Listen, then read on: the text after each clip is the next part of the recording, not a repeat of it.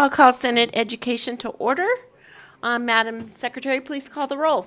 Senator Buck, Senator Doñate, Senator Flores, Senator Hammond, Senator Neal, Senator Titus, Chair Lang.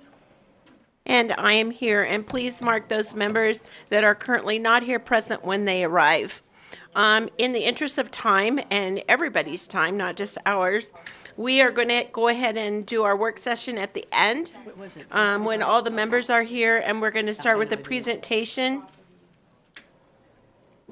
The presentation of the findings of the external evaluation on certain educational programs. We have with us the Superintendent of Public Instruction, Joan Ebert, the Nevada Department of Education, Dr. Bradley Morano, Director and Center of Research and Evaluation Assessment from the UNLV Las Vegas. And with that, please go ahead when you're ready. Thank you, Madam Chair, members of this amazing committee. For the record, my name is Joan Ebert, and I am honored to serve as the State Superintendent of Public Instruction.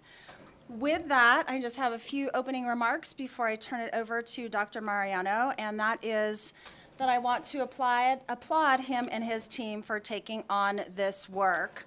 It's Dr. Mariano, Dr. Spinrad, and Dr. Grifford who worked very, very hard to provide you with this information today. I also want to commend the legislature for funding this study. Very thoughtful as we implement the pupil-centered funding plan, how the transition has transpired, and then I hope that you would consider also doing another into the future. Actually, it was brought up yesterday. Are we going to study how the funding formula works? And so definitely supportive of if that determination is made. There is a lot of information here today within this study, and I just want to make sure that as you listen, that as with a lot of reports, that you're cautious with information that you've heard until you have time to read the report as well and absorb it and ask any questions. I just want to make sure that, caveats and statements, they can turn into sound bites, and then unfortunately they stick forever out into the future and can not fully represent the totality of the great work that has transpired. And then finally, you'll see a recommendation, as I just said, in this presentation. The Department of Education is fully supportive of making sure that as we move forward with the funding model, that it is working as intended and is making sure that all of our students are set up for academic success. And with that, I will turn the time over to Dr. Mariano, and let me...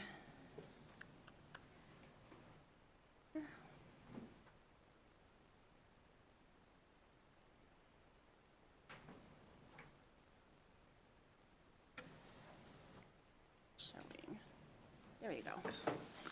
Thank you, Superintendent Ebert. Members of the committee, it's a pleasure to be here today. My name is Dr. Brad Mariano. I am a professor of educational policy and leadership at the University of Nevada, Las Vegas, and director of the Center for Research, Evaluation, and Assessment. And it's been my pleasure to engage in this evaluation today. I want to start with just a brief introduction of the Center for Research, Evaluation, and Assessment. It has been on the campus of UNLV since 2004, and it is an independent, nonpartisan research and evaluation center.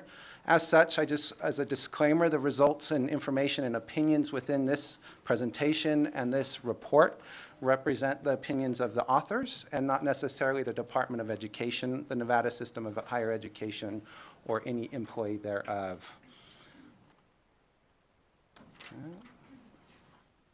So in the letter to the Nevada Department of Education from the legislature, there were two charges that go along with this evaluation. The first charge was to measure and provide data on the effect of categorical transfers had on schools and students that were previously targeted by the categorical programs. And then the second charge was to assess and monitor state programs and services to determine the impact of transferring certain state K-12 categorical programs into the pupil-centered funding plan. So throughout this presentation, I will break out our results based on those two charges. The categorical programs specifically referenced here are Zoom, Victory, and SB 178, which I am sure members of the committee are familiar with. Zoom was a categorical program started in 2013, designed to provide funds to certain schools with the highest percentage of students who are limited English proficient. On the heels of Zoom was the Victory program in 2015, which was categorical funding provided for schools with the highest percentage of students with household incomes below the federal poverty threshold. And then finally, Senate Bill 178 provided additional funding to schools, to non-Zoom and non-Victory schools, for students who scored below the 25th percentile on an assessment of proficiency and were English limited proficient or qualified for free and reduced price lunch. So it's with these three categorical programs that we'll look at today. The first in answering charge 1, which was what essentially was the impact of transferring or beginning the pupil-centered funding plan on these previously funded students through Zoom, Victory, and SB 178. So that's the first thing we strive to tackle. In terms of measuring effect on students, we needed to find a measure that is consistently taken over time by students in the state of Nevada, and in which the same student will take across multiple times during the school year, because we want to track trends over time. In terms of the data that we had available to us, Smarter Balance assessment exams met that criteria. So that is why our evaluation is limited to K-8 students, as they are the only ones to take the Smarter Balance assessment exam. And so our effects on students are measured by changes or growth in Smarter Balance assessment scores before and after the change to the pupil-centered funding plan. In the data set, we narrowed down to a set of schools that were always funded by these programs. Some schools jumped in and out of Zoom and Victory programs and SB 178 funding. So we focused on those schools that consistently received funds from the beginning of these programs. That was 80 Zoom schools, 29 Victory schools, and 56 SB 178 schools. And you can see the student counts in these schools as of the 2020-21 school year. These schools had an average of 95% students that qualified for free and reduced price lunch, and 24% students who were English language learners. A couple of cautions as I jump into our results. We did not have data on changes in expenditures at the district and school level as a result of the shift to the pupil-centered funding plan. Therefore, we could not disaggregate our effects based on actual shifts in funding levels. The second one is we rely on for our first results, we rely on a design that is somewhat sensitive to what we call pre-treatment shocks. And there was a massive pre-treatment shock when trying to ascertain the impact of the shift, and that's the COVID-19 pandemic. So you'll see on the right there, Zoom, Victory, and SB 178 school trends, and you see that slight dip over time right before the implementation of the pupil-centered funding plan. That's likely due to the COVID-19 pandemic. Nonetheless, we proceed with our design. And what we use here is, if you'll step into my quasi-experimental design class for a moment, we use what we call an interrupted time series design, when we're essentially measuring the trend in achievement before the implementation of the pupil-centered funding plan, and then what we try to capture is the deviation from the trend after the funding plan is implemented. So let's pretend this is the trend for Zoom students over time, this blue line. And then we can draw a straight line on that pre-treatment trend, which is right before that dotted line, and we can bring that out. So we assume that's what would have happened for our Zoom students had the pupil-centered funding plan not been implemented. And then the difference in the actual trend and the assumed trend is what we call the effect. So that's what these effects will be capturing today. So the short answer to our charge 1 is that there were no major impact on previously targeted students. What you see there in blue is the Zoom trend. So you see a slight increase into 2019 and then a drop into the 2021 school year, and then a relative flat trend into 21-22 after the implementation of the pupil-centered funding plan, and that impact is not statistically significant. The same finding for Victory and SB 178. So we can take this as good news in that the shift did not majorly impact these kids that were already receiving funding through the categorical-based programs. This is in English language arts. And then this is in math, where we actually see a slight increase for Victory students after the implementation of the pupil-centered funding plan, as well as for SB 178 students. Slight positive increase in math. Charge 2 was to assess and monitor the state programs and services to determine the impact of transferring state K-12 categorical programs into the pupil-centered funding plan. So we're going to move away from a world where we're just looking at Zoom, Victory, and SB 178 students to also focus on students that never received any of those funds previously. So if we consider the implementation of the pupil-centered funding plan as our treatment here, these kids were never benefited from these funds because they were never at schools that qualified it under the previous categorical programs. These are what we call never funded schools, and there were 38 of them that represent about 12,052 students. The reason that number is kind of small is there was a rapid scale-up of SB 178 just before the COVID-19 pandemic, where a lot of schools received it 1 year, and then due to budget cuts, that number was constrained in the following year. So, but there were still 38 schools that never received these funds. And so here we actually still don't observe actual shifts in the money coming from PCFP, but through this new design, we can actually solve this problem of this decrease coming into the implementation as a result of the COVID-19 pandemic, and we use a slightly different design. So back to my quasi-experimental class for a moment. We use what's called a difference in differences model. This model qualifies under ESSA Tier 2 quasi-experimental standards. And what we try to do here is we have two pre-treatment trends. We have a trend for always funded students, so those students that were in Zoom, Victory, and SB 178 schools all the time. And then we have the never funded students, the kids that never receive these funds. And let's say they're on parallel trends prior to the implementation of the PCFP, but they're at different levels. These never funded students tend to be higher achieving. But we can account for that in our model and shift that yellow line up. And then what we end up doing is using the always funded post-treatment trend as our comparison to the never funded trend. And what those differences represent our treatment effect. So in short, what we find through this model is a positive impact on never funded students. What you'll see in this graph is you'll see the pre-treatment difference between always funded and never funded students. If it's close to 0, that's good news because we're not finding a big pre-treatment difference between these groups. And then in the post-treatment period, we see this jump, which represents a positive impact on never funded students of about 0.515 standard deviations in English language arts. And you're like, well, what does that mean? Well, that equates to about 1/3 of a year of learning for a given student. We also see an improvement in math of 0.09 standard deviation increase relative to always funded students. Slightly lower represents about a 1/4 of a year of learning for these never funded students.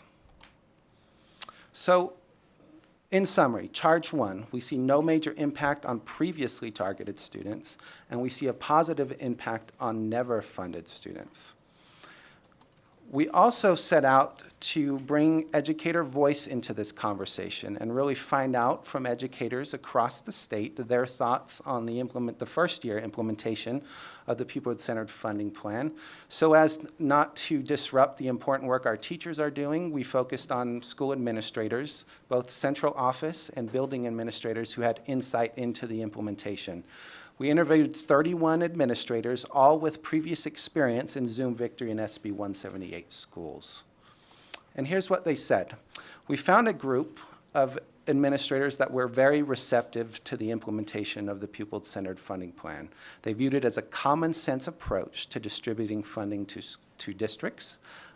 So this administrator said, I like the flexibility of funding and being able to identify what student needs are and then target those supports.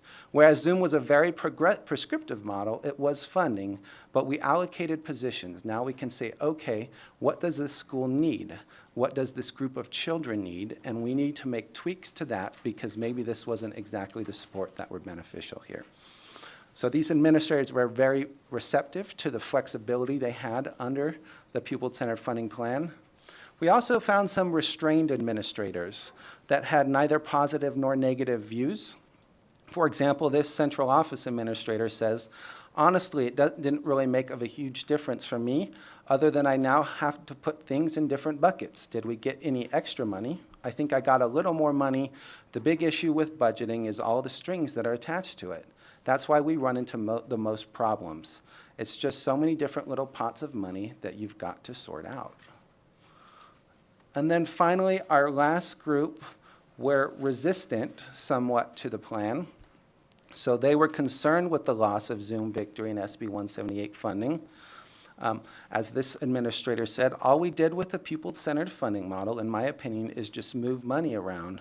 It's not enough. So I'm sure that everybody's saying that we just don't fund schools appropriately and we can't compete. We're not going to be able to reduce class sizes and bring in more teachers and implement strategies that would actually make a difference in students' lives. A number of those we interviewed were from rural districts, and so they had a few things to say as well. Some of them were resistant to the new funding plan. And for example, this central office administrator said, I know the voices. Even though there's 15 of us, they're the voices of thousands and tens of thousands of kids. It's not 15 school district superintendents whining. It's 15 school district superintendents advocating on behalf of tens of thousands of students and the quality of education that the legislature is trying to say we need more accountability on right now does not match up with what they're providing. It's just not realistic. And then finally, a big theme that came out of our interviews with administrators was specifically on the funding weight for at-risk students. And I know that there's been some important work on this recently, but administrators thought in this first year that at-risk weight was too low. So this one said, for example, I have 406 students who are at risk. They give us $220 per kid, which is significantly less than English learners. So I don't think that the at-risk funding is nearly enough, because that's a total of $89,000. That's not even enough for one teacher. So what's the impact that that's going to have? Pretty much nothing. So just a few recommendations as I conclude today. The first is to stay the course. It's really hard to disentangle the impact of a plan this large with only 1 year of data. You'd like to see that trend continue on and explore and evaluate. So I encourage the legislature to continue on evaluating this and leveraging the best data we have possible to understand the impact. A number of our administrators were concerned about a funding cliff. They had some hold harmless protections, but they were concerned, and they were also able to offset some loss of funding as a result of like ESSER COVID-19 funding as well. But they're concerned that they may be soon facing a funding cliff. And then, as I've mentioned, recommend adjusting the weight for at-risk students, and there's been some important work on this already. Most of the administrators suggested that the weight was too low. But all in all, I see some positive trends here with this, and I will now have the opportunity to take any questions that you might have. Thank you. Thank you for that great presentation. Are there any questions from the committee? Senator Neal. Thank you, Madam Chair. So in the document, this is page 25, you cited that the COVID pandemic complicated the ability to establish a suitable counterfactual because the low-income communities and communities of colors like those in Zoom, Victory, and SB 178 were likely to be located or experience disproportionate negative impacts. But then when you start off the research, you're saying that the counterfactual is a very important piece to the analysis. So can you explain and break that down? Let me clarify. You started, there were two obstacles. I cited to one of them. How did that obstacle affect your research that you put together? Thank you. Appreciate the question. So in the report, down in the methodology section, we mentioned a strategy which is called a propensity score matching strategy, because we were concerned. Our design relies on the treatment and comparison groups having parallel trends in the pre-treatment period. And if the Zoom Victory and SB 178 students were disproportionately impacted by the COVID-19 pandemics, which we believe they were, then that assumption would be violated. So we caution there, but later on use a matching strategy where we select the schools, Zoom Victory and SB 178 schools that are most like the never funded schools, and that actually helps keep those pre-treatment trends parallel. And so we're able to negate that out of the equation when we run our final results. So the results I presented today are not susceptible to those impacts. Madam Chair, can I have a follow-up? Please do. Thank you. So you used, it looks like the dates were 2017 to 2018, then you jumped to 2020 to 2021, skipping in the document 2018 to 2019 because of SBAC or it not being administered. But so the question is, then what was your, I guess, your margin of error when you're taking a population that was in school and then you're going to a population that, my understanding, there was a lot more digital learning going on in 21, 22, not necessarily full on classroom. And so those are distinctly different academic environments and distinctly different interventions that were in play with those populations when I think about what was going on in 2021 in terms of schools. So can you discuss that? I'm not quite sure I totally understand the question. Can you So- restate?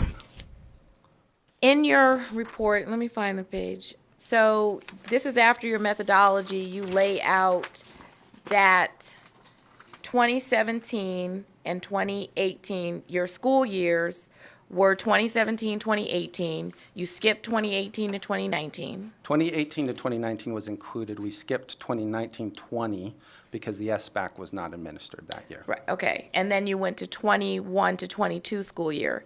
So they're two separate academic experiences. And so my question, the first part of the question was, what was the margin of error when you did that, compared the 2017 to 2018 group to the 2021, 2022? And then I preferenced the question by saying 21 and 22 school year had a very different academic experience because we were doing more Chromebook, digital learning, et cetera, versus sitting in the classroom with an actual physical teacher who is instructing you. Thank you. So our treatment group is based on the 2021 school year. So we say, give me all of the kids that were in Zoom Victory and SB 178 schools in the 2021 school year relative to those kids that were in the never funded schools. And then we use our matching strategy to say, okay, help me find the kids that are most similar to one another. Because we were concerned about this very issue, that perhaps the kids in Zoom Victory and SB 178 schools had very different academic experiences relative to the always funded schools. That matching strategy helped admit some of those concerns because we started seeing parallel pre-treatment trends for both groups, but we can never be fully confident. This type of strategy does not estimate a margin of error. That's done with survey research, but we use a standard error, which for this analysis was fairly low. So that creates a very tight, what we call confidence interval, and then we're fairly confident in the statistical significance of these effects.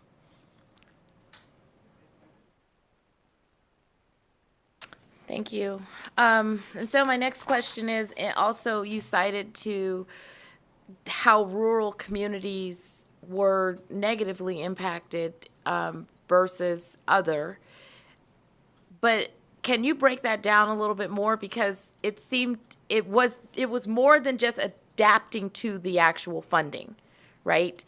I think there are other criteria and characteristics in a rural community that we have found out, like such as books, the kind of, really the curriculum, like the kind of books that they have, whether or not they're updated, how the children perform. I think is very different. So I want you to kind of break down your analysis on the rural communities, and help understand like why your research indicated a negative impact. Thank you. So you are correct. In the report, we show negative effects relative to students in urban school districts for those in rural school districts. What we cannot know from this evaluation is why.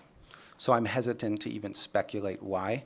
If we had more insight into, for example, how rural districts were expending pupil-centered funding plan funds relative to urban districts, we might be able to disentangle those patterns a little bit more.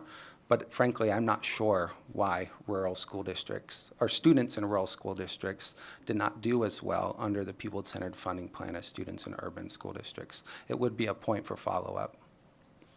I might have an idea. Something that I know we encountered in our joint meetings on education was that the students of color who then had a designated weight attached to them seemed to be doing okay.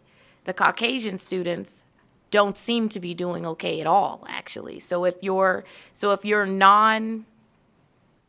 other group is the non-colored students, and I don't know if that's true, then that would probably indicate why, because from what we've seen, the supports targeted the kids of color that may not have categorized the Caucasian students into the same categories for the same dollar support. At least that's my theory. But you didn't examine that at all? We account for differences in racial demographics between the two groups, but no. Okay, before we go to the next question, is there a way that you could provide us an electronic copy of this report? Absolutely. So my understanding, I sent the report to the department. My understanding, it would be forwarded to the committee. Okay. So it is with the Thank department. you. Thank you. Senator Donate. Thank you so much, Chair Lang. With regards to just more of a presentation question, charge 1, 95% confidence interval for the earlier presentation. You mentioned you were operating under a confidence interval, Oh, yes. So, 95%? yeah, correct. Okay. Yep.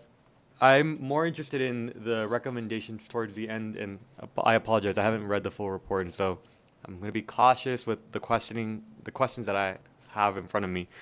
You know, in conversations that I've had with various folks in the community, you know, in reviewing the recommendations of how people were saying that perhaps it would make sense to look into the weights that we have for at-risk students.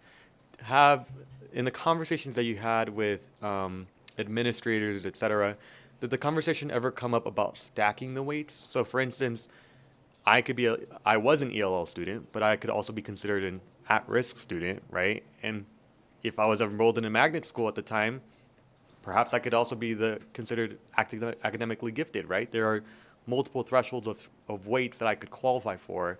And I know that's something that has been discussed from community members. So can you touch point on that? Was that brought up by administrators as part of a request to help reach the gaps that students actually need to give them the support services? Yes, so the first recommendation was raise the at-risk rate, and then a group of administrators were in favor of stacking the weights as well. So it did come up in interviews with our administrators. Thank you.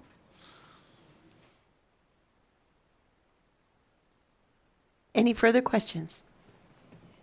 Seeing none, we thank you so much for taking the time to come here today.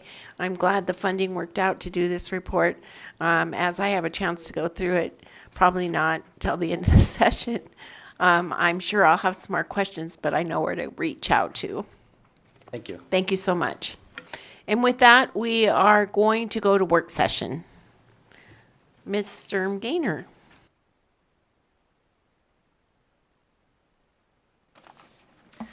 Thank you, Madam Chair. Jen Sturm-Gaynor, Committee Policy Analyst. 74. And on your work session document, we are pulling 74. They're working on an amendment, and so we'll roll that to Monday, and we'll go to the next item. Okay, please go ahead. Thank you, Madam Chair. Jen Sturm-Gainer, Committee Policy Analyst. Again, as nonpartisan staff, I neither advocate for or against any measure. First bill on work session today is Assembly Bill 118, which is sponsored by Assemblyman Watts and Senator Doniate. We heard this bill on April 26th. The bill makes certain changes concerning the Board of Regents. Specifically, it revises overall membership from 13 to 9 members, revises terms to 4-year periods, and outlines provisions concerning election districts, dates, and terms. And at this time, there are no proposed amendments. Madam Chair. Thank you. I'll entertain a motion to do pass on Assembly Bill 118. It's been moved by Senator Donate and a second by Senator Flores. Is there any discussion? Senator Titus. Thank you, Madam Chair. I will not be supporting this bill today. I truly, even though the statement was one person, one vote, I truly believe it will give a disproportionate voice to certain areas at the expense of others. Thank you. Thank you. Any further discussion? Senator Buck. Thank you, Chair Lang. I will be voting no today with my right, reserve my right to change on the floor. Thank you. Thank you so much. And with that, I'll take a vote. All those in favor of passing AB 118, please say aye. Aye. Opposed? Titus and Buck voting no. And the motion passes. Senator Donate, will you take that to the floor? Thank you, Madam Chair. Jen Sturm-Gainer, Committee Policy Analyst. The next bill is Assembly Bill 164, which is sponsored by Speaker Yeager, and we heard this bill on April 26th. The bill requires the Division of Outdoor Recreation of the State Department of Conservation and Natural Resources to establish an outdoor education advisory working group during the 2023 to 2024 interim to study approaches to incorporate outdoor recreation into public education curriculum. The bill outlines the membership, duties, and abilities of the advisory working group and the requirements of the division related to the working group. Finally, the bill authorizes the advisory working group to request the drafting of one legislative measure for the 2025 legislative session. We do have several proposed amendments as outlined in the bill page. The first two are included as attachments to the bill page, and numbers 3 and 4 were discussed during the committee hearing. Madam Chair. Thank you. I will take a motion to amend due pass Assembly Bill 164. Senator Donate and a second by Senator Flores. Any discussion? Senator Titus. Thank you, Madam Chair. It pains me to think that we have to have legislation regarding getting people outside, number one. But the reason I'm going to be voting no on this bill is the fact that I feel we already have too many bills, and to give yet another organization a bill is just something I can't support. So I will be a no on this legislation. Thank you. Thank you. Anyone else? Seeing none, all those in favor of passing amend due pass AB 164, say aye. Aye. Opposed? Nay. Motion passes. Senator Titus voting no. And Senator Hammond, will you take the floor statement?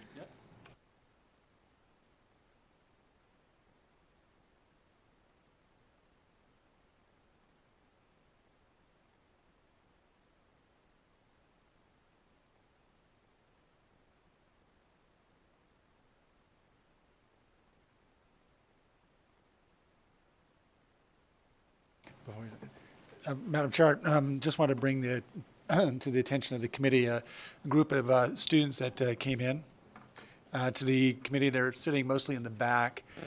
You can stand if you would. This is Inspiring Children Foundation. There's a group, I think 5 of them here. Mateo is right there, Roberto, Ricky, Cheryl, and it's Cole and Cole. And so they're here. They're from Las Vegas. Neil Tomlinson is here as part of the group, as well as Ryan and Edgardo. And Ryan's over here. We had a nice little lunch, but these young men and women, they're brought into the organization. A lot of the work that they do is mental health, social, emotional, but they teach through sports. They teach through entrepreneurship. They teach through just goal setting. And Cheryl's got a really impressive book. She attends right now. You're at Stanford right now, if I'm not mistaken. A lot of this is geared towards making sure that they're on their pathway to greatness. I think Ricky, if I'm not mistaken, was UNLV Student of the Year. Was it 2 years ago? Last year. 3 years ago.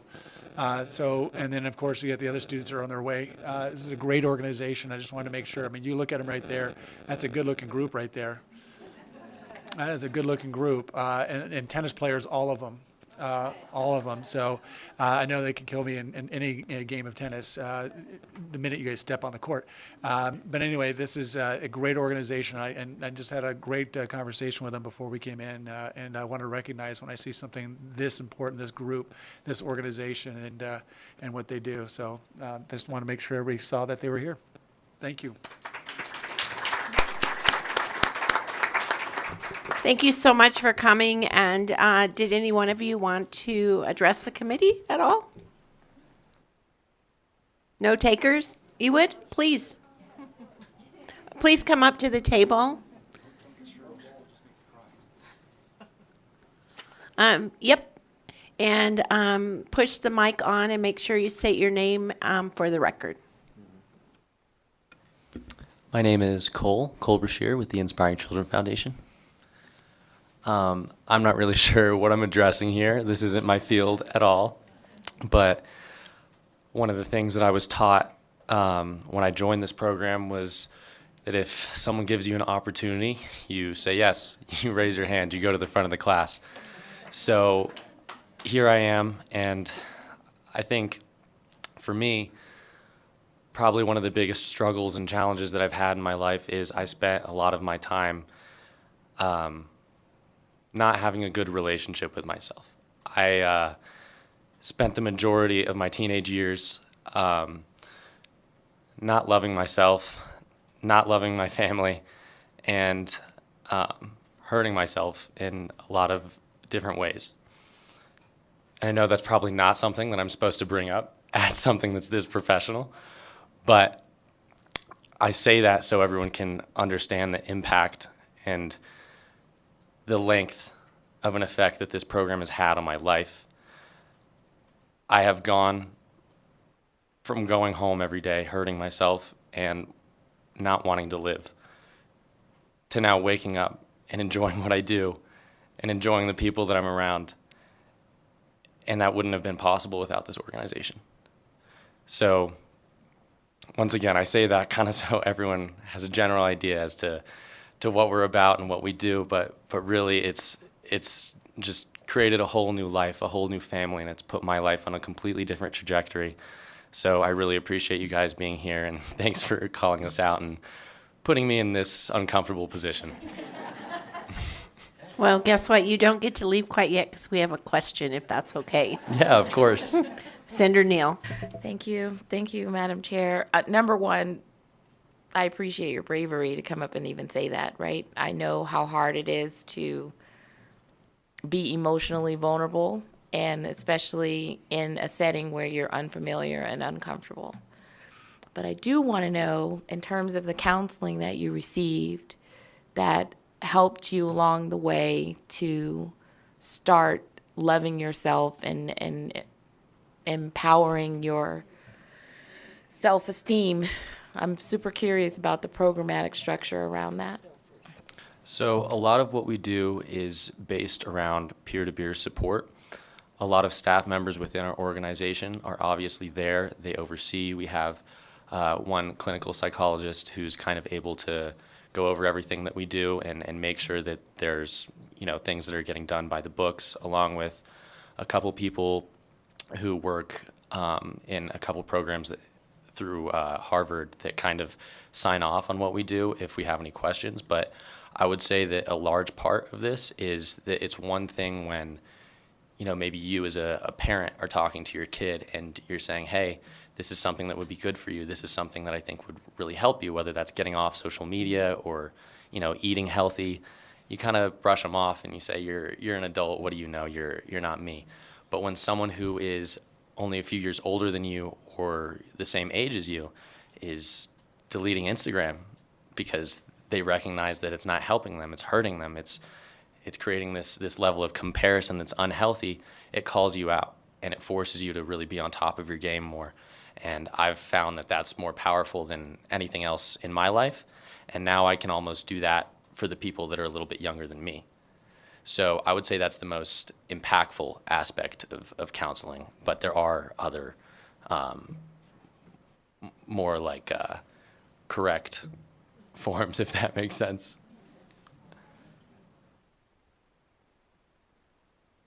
I'm not going to ask another question, Cole, because I don't want to put you on that spot. But I just want to say, and you know, I think it also starts from their leadership, and they've had great leadership and great mentors over the years. Matter of fact, one of the things I learned is that several of the people who are still in the program are former alumni who come back and spend time with you all and sort of mentor you on to the next one.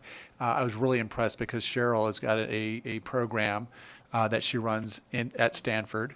And I'd love to for her to talk about that sometime, but that she runs there talking about mental health. And again, it's just amazing that they have this kind of commitment, but I think it starts with their leadership. Ryan, who I met, has been there for over 20 years now. And one of the things that I discovered through the conversation with him is that, you know, Jim Valvano, who was the NCAA men's basketball coach who coached the Wolfpack to a championship in 1983, when he was giving his presentation on the ESPYs, said that, you know, to have a full and complete day, you have to cry a little bit and you have to laugh a little bit. And so we shared almost a little cry a little while ago. When my wife and I adopted our last child, one of the movies that we saw, if you guys ever want to watch a movie that'll make you cry a little bit, is a movie called Bella. And if you watch Bella, I believe Ryan told me his brother directed that movie, produced that movie. He did the promotion for the movie. That was the movie that, out of all the movies I've ever watched in my life, that's the one that I've ever spent the time to put a package together. And we gave it away as a Christmas gift for 1 year. I think we gave 10 or 20 baskets away, and we gave them to family and everything. It was like the one movie that we just fully felt connected to, and that man helped bring that movie to pass. So, all about adoption. So anyway, it was a really cool moment. Thank you, and thank you for being brave enough to come up here and address us, and we're so happy that all of you are here today. So congratulations on your path to success.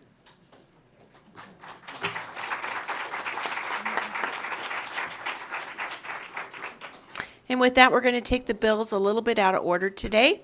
So if you could prepare, we're going to do AB 73, and I'd welcome Aslamuma De Silva to the table. It provides the right of public school pupils to wear certain adornments at school graduation ceremonies.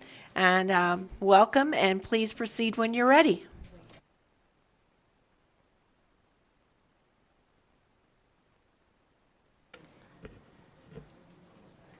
Thank you, Madam Chair, members of the committee. For the record, I am Assemblyman Ruben De Silva, representing Assembly District 28 in Clark County, and I am presenting Assembly Bill 73, which provides for the right of public school pupils to wear certain adornments at graduation ceremonies. A little bit of background. So the bill before you today is a recommendation from the Joint Interim Standing Committee on Education. I would like to first begin with some background information that explains what led to this recommendation. Our students often look forward to their high school graduation for years. However, for certain students, this day can bring some significant frustrations. U.S. News reports that across the country, students have been barred from wearing tribal regalia or certain other adornments during graduations. The American Civil Liberties Union further explains that such items, which may be gifts from parents or tribal elders or other important cultural figures, are of significant spiritual and cultural importance. Several Nevada parents and students, including my own, have spoken about the prohibitions restricting these adornments for graduations during the Interim Education Committee's meetings. Recognizing the importance of this issue, the Interim Committee voted unanimously to put forward a bill addressing this issue. I will now review the specifics of the bill. First, it establishes that a public school pupil, including without limitation, a pupil of a university school for profoundly gifted pupils, is entitled to wear traditional tribal regalia or recognized objects of religious and cultural significance as adornments at a school graduation. The bill also outlines the abilities of certain school governing bodies to prohibit items that may cause a substantial disruption of or material interference with the ceremony. And then finally, it defines certain terms used within the bill. I urge your support for AB 73, and at this time I stand for questions. Oh, actually, no, wait, we do have another co-presenter, I'm sorry, who should be joining us telephonically. Yeah, let's do it. I am getting in trouble here. Please. Hello, my name is Colton Desimoni, and I'm a member of the Walker River Paiute tribe. Colton, And I am in Colton, support- Oh, could you yep. please spell your last name for our secretary? Yeah, it's DE capital SIMONE. Okay, please go ahead. So I'm a proud member of the Walker River Paiute tribe, and I am in support of this bill. I graduated from Douglas High School last year, and I spent the 4 years of my high school career positively representing this school. I was on the honor roll, varsity academic team, varsity soccer team, and the audition choral group, the Douglas Dynamics. Unfortunately, at the end of my senior year, I was hoping that my school would be excited to represent me for my culture on my graduation day. When I asked if I could wear my beaded cap while I walk across the stage, I was told that it would be unprofessional and distracting. My principal told me that if my cultural traditions were really that important, I could wear something underneath my robe as long as it could not be seen. I was told that if I decided to wear my beaded cap, not only would I be denied the right to walk across the stage, but my cap would be taken from me. My brother the year before was allowed to wear his beaded cap and now gets to look back on pictures of his graduation with pride of being able to share his culture among his cohorts. I, however, was stripped of this and will never be able to look back at these pictures with said pride. Instead, I look at these pictures and see how I was told that my culture was a distraction. I am deeply disappointed that a state whom prides itself on Native American education does not already protect and sanctify the Native American culture. However, this bill brings new hope and will hopefully protect the Native American students and their culture, showing not only us, but the rest of the schools across America how important Nevada views Native American heritage. Thank you. Ruben De Silva for the record. I also want to specifically thank Colton. He jumped in last minute. You know, we had several other students who were going to perform today. I'm sorry, were going to present today, but it's finals, and one of them was sick. So I do want to really give a special shout out there to Colton for at the last minute jumping in and helping us present this bill today. And with that, I stand for questions. Thank you. Are there any questions from the committee? Seeing none, I'll have you step back and we'll take public comment. All those wishing to speak in favor of Assembly Bill 73, please step up to the table. I see no one in Las Vegas. And please proceed when you're ready. Thank you, Madam Chair and members of the committee. For the record, Marla McDade Williams. I'm here on my own today, and my daughter was actually one of the ones that had presented with Assemblyman De Silva in the Assembly, and if you don't mind, I'd like to read her statement and then give my short comments. So good afternoon, Chair Lang and members of this committee. My name is Sydney Williams, and I'm a senior attending Douglas High School and a proud member of the Walker River Paiute tribe based in Shures, Nevada. I want to start by thanking Assemblyman De Silva for inviting me to present this bill with him, and I want to thank the members of the Interim Education Committee for agreeing to introduce the legislation. You just heard from Colton, who is one of Sydney's cousins. But she says that as a Native American who grew up off my reservation, I already feel as though I'm not doing enough to stay connected to my culture, and I know that I'm not the only one. Depriving Native students of this experience can damage their mental health during a time that should focus on the celebration of their academic achievements. Schooling has been on the forefront of students' minds for the vast majority of their lives, with graduation being a driving force behind the pursuit of their education. Students are told that their graduation day is all about celebrating their hard work, but it can hardly be a celebratory occasion when a student is forced to set aside a part of themselves and hide it in order to satisfy the ideals of others. We've gone through 13 years of school, and we have earned our diplomas. I would hope that school officials would recognize that we have done the responsible thing in earning our degrees, and we're capable of making decisions with respect to the education we received. In Las Vegas, Latino students were prevented from wearing stoles that were important to their culture. Polynesian students are sometimes challenged to wear leis, which have significance to their culture and to their families. I was a freshman when the pandemic caused the closure of schools. That was an incredibly hard time for me, as I'm sure it was for a multitude of other students. Given the challenges that we faced, it's unfortunate that there's a lack of trust by officials that celebrating culture is not something students can handle and be responsible about. I'm here advocating for us to wear cultural items that are meaningful to us as Native American students. But I believe that all students should be able to adorn their caps in ways that show their uniqueness and that they can be trusted to do in a way that's not disrespectful to the ceremony. Thank you for allowing me this opportunity to express my support for this bill. I didn't expect that reaction in reading her remarks. For the record, again, Marla McDade Williams. I'd just like to say a few additional things. We do appreciate this opportunity. I've been around this process for over 30 years, and what I've always appreciated about the Nevada Legislature is that there is accessibility for everyday people to make a difference for others in the state of Nevada. You as legislators listen and respect the input of citizens. I'm proud of my daughter. I'm proud of Mr. Desimone and other students for stepping up to address this issue on a statewide basis for all students.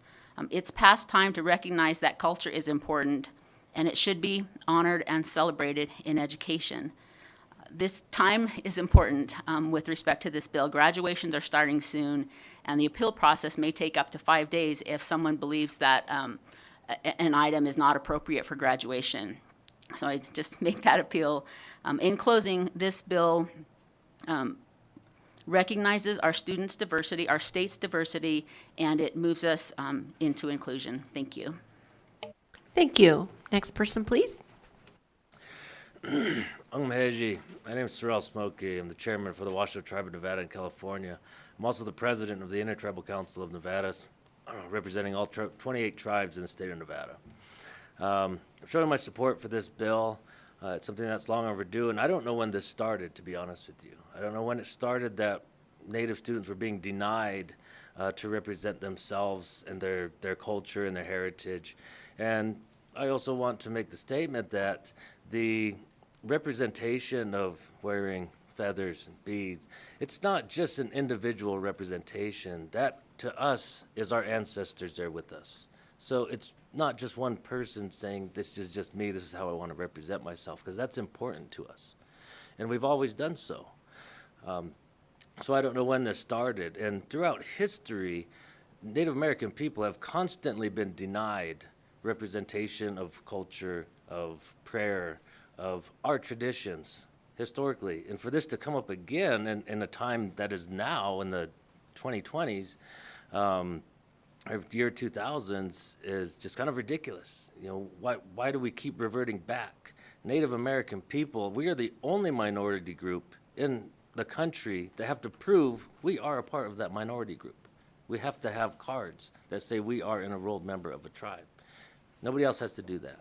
And to continue to, or maybe it's schools themselves taking it upon themselves to, infringe more rules, laws, or regulations upon specifically Native people that are native to their homelands. This is our homelands. It's just ridiculous. So I fully support this bill, and I hope you all will understand and support it as well. Thank you for your time.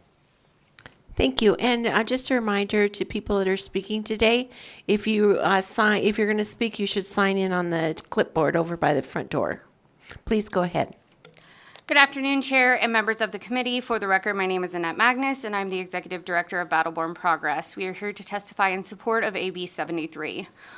Only a few things can make someone as proud of themselves as accomplishing a goal or reaching a significant milestone. Graduating is one of these things. When a person is standing on that stage and showing everyone their pride in themselves and making their family proud, it's a huge reward. It is their opportunity to celebrate what they did and who they are. For many folks, their culture is a big part of that. This is why we support this bill and hope that the committee will as well. Please support AB 73. Thank you.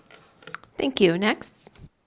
Hello, Will Adler, representing Silver State Government Relations, representing Pyramid Lake Paiute Tribe, Duck Valley, and Duck Water Native American reservations here in Nevada.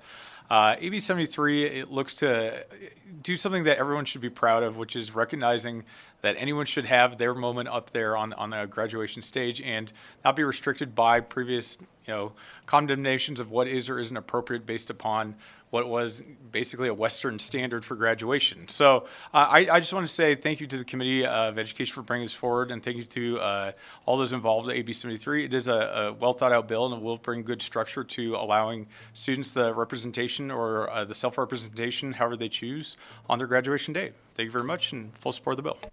Thank you. Please go ahead. Good afternoon, Chairwoman and committee. My name is Patrick Burt. I'm the Vice Chairman of the Washoe Tribe of Nevada and California. I come to you in support of AB 73. As a graduate of a number of different institutions of higher education, I've had the ability to represent my people in a number of ways. One of these ways is, of course, to garnish the traditional garb of my people. A lot of the times this garb is not only a representation of myself, it also represents the accolades that I've accomplished throughout time culturally. So having the ability then to stand in front of the people that we're representing, and also thinking about future generations and the way that they're also represented throughout this garb because it's been passed down throughout time, I think it's important. It's important for inclusion, it's important for representation, and more importantly, it's important for these students to have the ability to represent themselves in the way that they feel is best and most healthy. So I urge you to support AB 73. Thank you. Thank you so much. Please. Good afternoon, Madam Chair, members of the committee. My name is Jennifer Lanahan. For the record, I'm here on behalf of the Las Vegas Paiute Tribe and the Reno Sparks Indian Colony. We just want to thank the bill sponsor for bringing this bill forward, and we're in full support. Thank you. Thank you. Not sure who wants to go next, but please go ahead. Hello, my name is Teresa Melendez, and I'm an Indigenous organizer here in the state of Nevada. And just sharing a few words in support of the bill. It's a common practice across the United States for Native American students to decorate, oftentimes bead the tops of their graduation hats with quill work and with beadwork. Oftentimes affix an eagle feather to their grad hat. Sometimes wear a beaded medallion or something like that. And these are things children and families in our community spend a lot of time preparing for, hand making. Some of the tribes in the state have eagle feather graduation ceremonies where the tribe hosts an event and they honor the graduating high school seniors with the eagle feather specifically to wear on their graduation cap. And so I just wanted to share some of that information that, in the majority culture, when we're preparing our seniors for graduation at those homes, we may be spending a lot of time talking about college admissions and FAFSA and the next stages of college graduation, those transitions, and senior pictures and senior parties. In our homes, we're spending a lot of time also talking about the adornment, the beadwork, and the honorings and things like that. So it's not a situation where somebody just shows up, the day of graduation and, maybe ties something to their cap. A lot of time and a lot of energy of the community often goes into the adornments, the culturally significant objects that these young people are hoping to walk the stage in on graduation day. So with that, super supportive. I hope Nevada follows a trend in the United States to allow Indigenous students and other students of communities of color to wear their cultural items at high school and college graduations. Miigwech. Thanks so much. Madam Chair, Chris Daly, Nevada State Education Association, also in support of AB 73. Educators appreciate that graduation ceremonies are celebrations of those students who made it and completed the schooling. And so for students where cultural adornments have such a significance and importance to them and who they are, they should be allowed to wear them at those celebrations. So thank you very much. Thank you so much. Please go ahead. Push the mic button. Sir, if you would spell your name for the secretary, that would be great. Okay. Thank you. Stephen, Steven, Cruz, Cruz. Now, Lekamem Dewi Demetsui, Stephen Cruz, Digum Di Lei, Washu, Hunglelti Gumtanu. I said my relatives. My name is Buck. That's my Indian name my dad gave me. and my legal name is Stephen Cruz. I am Southern Band Washoe, not Washoe, but Washoe. You could pronounce it the way it's spelled. That's what my grandfather said. They interviewed my grandfather, Roy James, and he said, when I listened to them, they said Washoe. They didn't say Washoe. And he said, or you can say Washoe, the way it's spelled.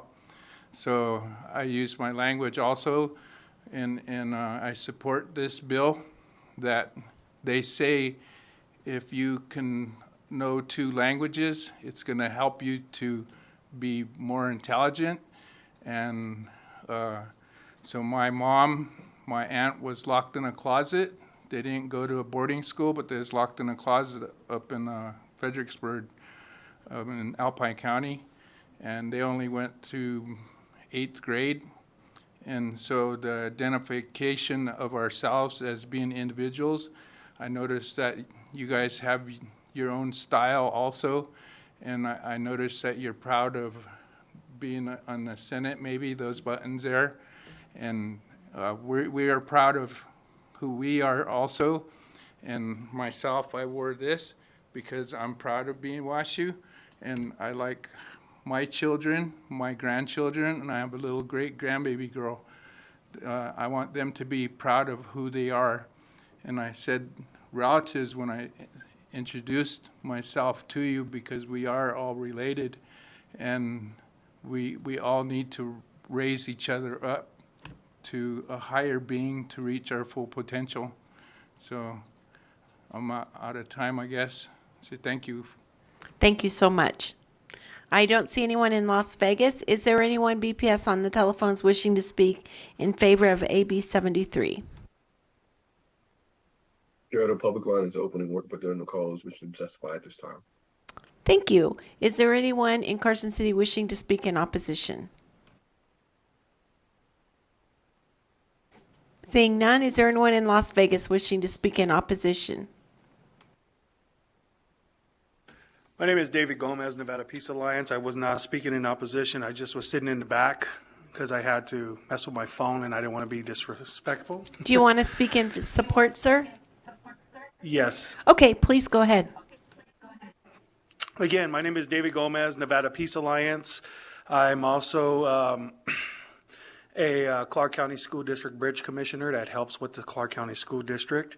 And so I'm in support of this. Why? Because I am Shoshone Indian from my family, through my family.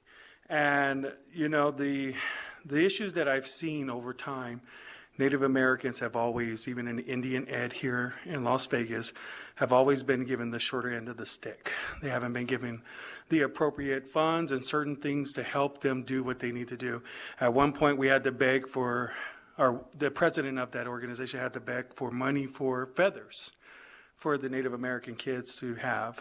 And to take this away from Native Americans just puts us in the same bind, in the same situation as American citizens that have always taken from Native Americans from the past. If we do the same thing that they did then, changing a shirt with some buttons for that was worth $25 for Manhattan, which is worth trillions of dollars at this point. But nevertheless, that's neither your fault or anyone's fault here, but we do not want to repeat the same issues. If Native Americans feel that they need to have these things for graduations, then who are we to deny them? And even as myself being part Native American. So I just wanted to let you know that we are in support with Nevada Peace Alliance for Native Americans to be able to graduate with their own garments or whatever they choose to do on the graduation stage. Thank you very much. Thank you so much. BPS, is there anyone on the telephone lines wishing to speak in opposition?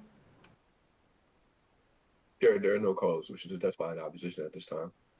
Thank you. Is there anyone in Carson City or Las Vegas wishing to speak in neutral? Seeing none, is there anyone on the phone lines? Chair, there are no callers wishing to testify at this time. Okay, with that, Assemblyman.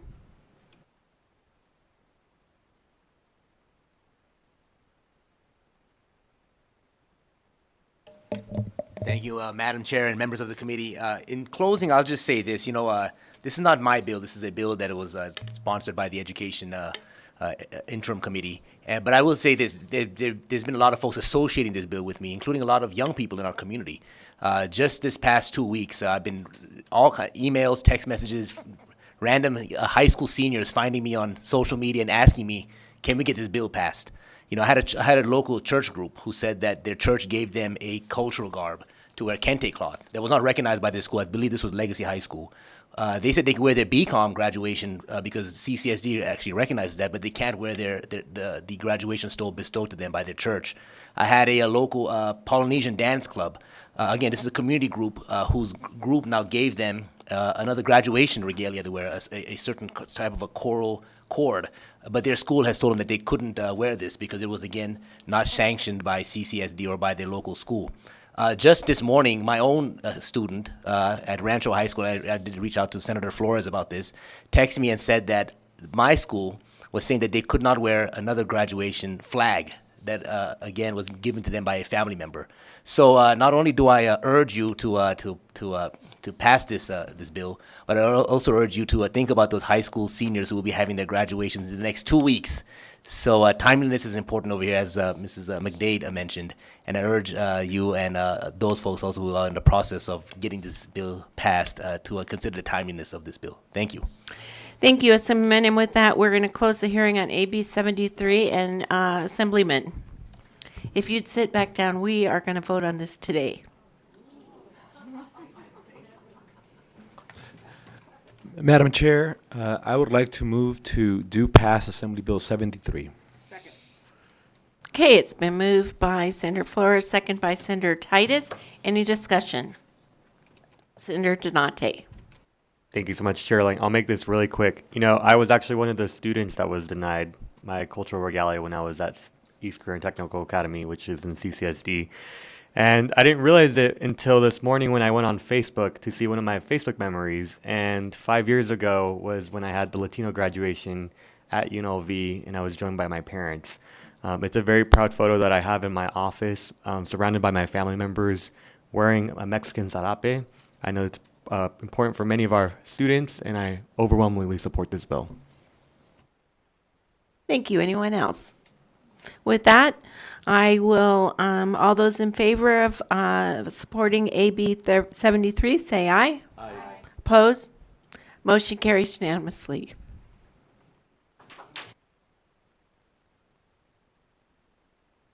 Senator Donate, will you take that floor statement?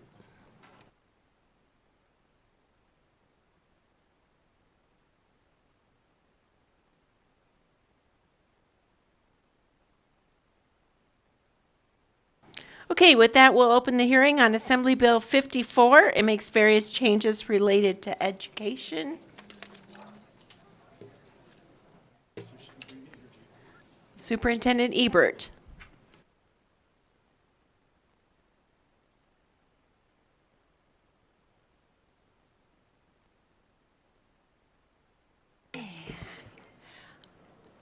Chair Lang, I was wondering if you were setting a precedent for the rest of the bills this afternoon. Doesn't happen often.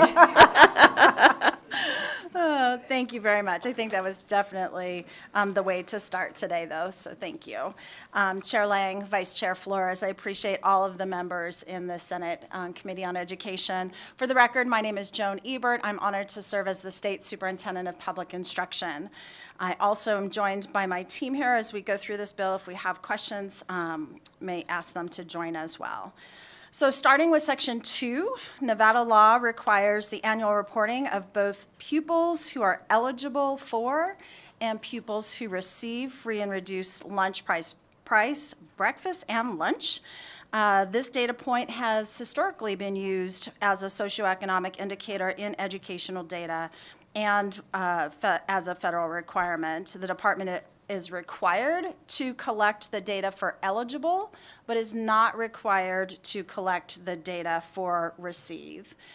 From our constituents working directly in the school buildings, the receive part is very troublesome because any day of the week, you could have a whole class of students that are eligible, which we collect, we're required as through the federal government to collect that data. However, maybe only half of those students would receive because they choose not to participate in the free and reduced lunch at that day. So it's data that is not consistent, and it is dependent upon an individual's choice whether to participate or not. So you'll see the recommendation to change the language for what we have to collect to just eligible, which is what is required. In section 4, we propose changes to the payments to hospitals that are providing educational services on behalf of the local school districts. Currently, the Nevada Department of Education provides the payment directly to the hospital on behalf of the school districts and the charter schools. And what we would like to do is tighten the relationship between the school district and the hospitals. And so Section 4 of AB 54 would not modify NRS 387 to include the local school district and/or school as the reviewer recipient of an application process, which includes education as well as the transitional plans for the student, and would establish the school or district as the fiscal steward for the educational needs of the student. This change ensures that the district remains responsible for the complete education needs of each student in the district, and the funding is distributed to the school or district through the state education fund, and it follows the student to make sure there is equitable access and that the student's needs are being met. In this bill, you will see, and that's why it became a lengthy bill, we're doing cleanup language to existing NRS. In terms of the words attendance and enrollment, those two words were used during a paper-based process, and now we have electronic, and we can track our students' enrollment and attendance up to the hour, which is really great. Over time, there's been inconsistencies in the application of those two words, and so the changes throughout this entire bill, we want to make sure that enrollment, every single child in the state of Nevada between the ages of 7 and 18 are required to enroll in school. And so they must come, register for schooling, or if they identify as a homeschool student, they register with the school and then move forward. What attendance is that the child actually attends school for that day. They are physically present and/or being provided education at a distance via the laws that we already have in place. And so we are looking to have clarification there. Finally, you will see that as part of updating our attendance and enrollment policies, AB 54 proposes to remove NRS 392.080 and 392.110. NRS 392.080 excuses students from attending school if they are too far from the school building. And so that law was written a while ago. We would like to remove that. It was last updated in 1979 and is no longer relevant to the current education system that we have. NRS 392.110 excuses students from school after 8th grade, and this law was put into place in 1957. It was last updated in 2011, so we want to make sure that all of our laws are consistent across the board, that we do have an expectation that our students do attend school through their graduation. Additionally, we've submitted an amendment to Section 13, subsection 6, which specifies that any time during the school day that a pupil is receiving external educational therapies, and the student is deemed in attendance during that time for the therapy, that it must align with the student's IEP or Section 504 plan. So that was just cleanup language there. And with that, I stand ready to answer any questions you may have. Thank you so much. Senator Neal. Thank you, Madam Chair. So my questions are on I remember this bill for the educational I guess, crossover into the hospitals. But what are actually the educational services that are provided? The teacher, is it audited? Superintendent Ebert, for the record, yes, when this bill was implemented, and Try and turn it off and then back on again. Superintendent Ebert, for the record, thank you for the question. That's what the proposal in this bill is to do. The prior bill did require that the State Department of Education actually go out to visit the hospitals. And what we want to do is make sure that the school district is involved in those pieces as well. So that the students, when they transition either to the hospital or from the hospital, that the learning plans for that student transfer with the student, and so there's no gap in the transition. Follow up? Please, go ahead. So what happens if the district doesn't do it, or they don't follow through? Is there a penalty? What happens? Who triggers what?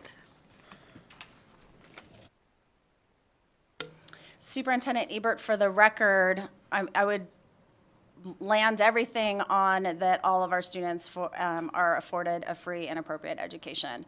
With that in mind, those auditing pieces, when we have parents that contact the Department of Education, we take those matters very seriously and investigate them. If there is an instance that is reported either by the hospital or by the school, then the Department of Education would insert itself as well. I don't know if other people have questions. I have like questions. Okay, so in section 21, this is the habitual truancy, and it looks like we're striking out giving the notice to the parents. Can you help me understand? It's on lines 15 through 17.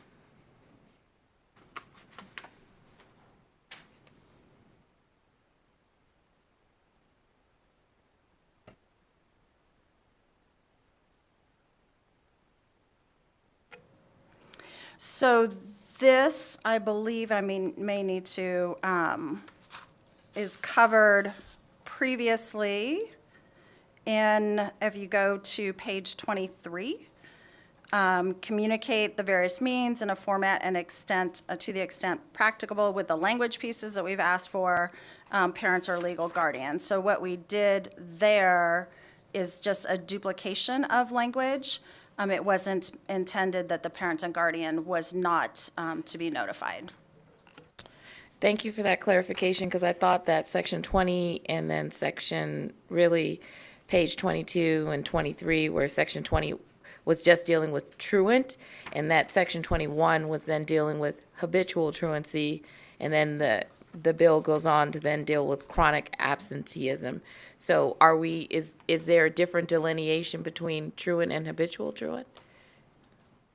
Superintendent Ebert, for the record, for this section of the law, there is not in the notification for the parents. And then final question, I believe it was the chronic absenteeism, and having the school district now, the Board of Trustees must establish a procedure. It's section 28. It's establishing procedures related to chronic absenteeism. And I guess the thought that I had there was chronic absenteeism is not new. So the need to then mandate that they establish procedures, what's going on where they are failing to deal with the chronic absenteeism now. Thank you, Superintendent Ebert, for the record. Chronic absenteeism has taken on a whole new piece given the pandemic. So first and foremost, we wanted to make sure that the state was in alignment with the definition for the federal government in chronic absenteeism. That has gone through the process within NAC, and so now we are aligned with the federal government. The chronic absenteeism as reporting and you've heard it actually, well, the superintendents were presenting to you as well with the pandemic. That is something that we have been working with school districts, seeing the increase. We have some schools that are up to the 50% chronic absenteeism. And so looking at how to re-engage for academic success our students to make sure that they're in the school building and are with the educators that we have to have the continuum of learning. And so I would say in answering this question 2 years ago would be, or 3-4 years ago, would be much different than today. Okay. Well, I think that's good. I mean, I know that the current administration didn't do, I think under Skorkowski, where, you know, it was the door-to-door, went out door-to-door to make sure that knocking on the door to bring kids back to school, that was prior to this particular administration. And it was an active community effort to engage and go into the communities to bring them back to school. And I think that was one of the community engagement pieces that probably need to return back, which is, you know, going beyond just accepting that a child is not going to attend. And so, you know, if I was going to do anything here, it might, you know, when we talk about one of the issues was community engagement by the district, making sure that there is some kind of community engagement with an absenteeism plan so that we can have, just the same way as we were asked to go out door to door to let people know that they could get their Chromebooks, the same way that we should be going out door to door to make sure that students come back to school. And I think it is a community effort that has to be maintained, and that I think has been lost in the shuffle. Thank you. Senator Titus. Thank you, Madam Chair. I have several questions regarding specific sections of the bill, and thank you for being here, Superintendent, and trying to update this language. In Section 4, regarding the hospitals, it states that a hospital may request reimbursement. Is there any mandate that a hospital has to provide education to a patient that may be there for an extended period of time, or is it up to the school districts to make sure that child that's not in class and in a hospital has an education plan? Thank you for the question, Senator Titus. For the record, Joan Ebert. The current practice right now is that the hospital has the student, and there is an expectation that there is the communication. The state has been making the payment directly to the hospital, but we want to tighten that relationship. So the first part of your question of, you know, what's transpiring now is the State Department of Education works with the hospital, and the link between back to the school district, we've noticed, is not as tight as it should be. So I think so the question was, what triggers the identification that a student is in a facility and needs to continue with their education? Is it the responsibility of the parent, the school, or the hospital? all three. Yes, all three. In some instances, we're notified by the hospital first. In other instances, we've been notified by the school district first. So again, that's why we're asking for the change, so that the school district is involved with the hospital directly, and the State Department of Education is not their first contact. And thank you for that, because I just don't see anywhere in the statute who's responsible for making sure that trigger happens. That is it the parent, the school, or the hospital? Say, hey, the child's there for 3 days. No mandatory language that, hey, if you have a patient that's a K through 12 patient, after 3 days, you must notify the school district, or is a parent obligated? I just don't see any mandatory language, or how do we not lose this child? Superintendent Ebert, for the record, I would love to take that under consideration and add some language. Thank you. So if I might Clarity. If I might continue. All right, so section number 13. In my district, and when I was a kid growing up in Smith Valley, I had an hour-long bus ride to and from school. And in section 13, it talks about the child being on, they get credit for when they're on the bus, or when they're traveling to and from school. It counts as attendance, correct? I mean, if they're on the bus, if they're traveling to or from, they're considered attending school? Because it talks about traveling to and from. Superintendent Eber, for the record, may I ask which lines you are looking at? Sure, it talks about, let's see, send the child to school. Number 5 under section 13. And the reason I bring this up is because during this last winter, we had a massive landslide in my community, and the teachers couldn't get to the school they were teaching at, and the kids couldn't get to where they needed to go. And the comment was that they could maintain, that you will maintain the internet. And also it talks about, again, their travel. I'm trying to find that line where I saw travel. I did underline that. But my concern is, and want to make sure that the availability for the child, whether they're traveling or not, or wherever they are on the planet, has to be able to be in attendance, and it can be online if they sign on. That's always maintained. If you get a snow day, the kids suddenly canceled, whatever, they need to be able to be accounted for. Superintendent Ebert, for the record, so I will start with, in Nevada, we have been extremely on the forefront of that piece. So if a school district has made the determination and has submitted a plan for distance education, an entire school district, if you remember our smoke days that we had up here in the north, right? If the school district had provided all of the students with a device, making sure that they have internet connectivity, they may count that as a day in session. And so your instance with the slide that happened just a few months ago, if the school district had demonstrated that the continuity of learning was happening via the internet and a device, and or they had pre-planned, knew that in advance, not a slide was going to happen, but some other piece, road closure, and they weren't able to get to school, and provided students with education materials, and that the teacher, the other piece of that, so it's not only the materials, but that the teacher must be available. So whether it be in the internet or by telephone, that an educator is available for their students as well. And thank you for that. May I continue, Madam Chair? So I did find that, section 13, number 6, it talks about it's a new language that you're adding, people who receive services outside of public school, including without limitations, and then it goes on, it talks about an attendance and in compliance for attendance set forth with during the time the people is receiving the services and is being transported to and from public school to receive those services. So I was wondering about the language that you needed to add to include the transportation piece. So, because that's new language you're putting in, and what promoted that additional language, the need for the transportation language? Thank you.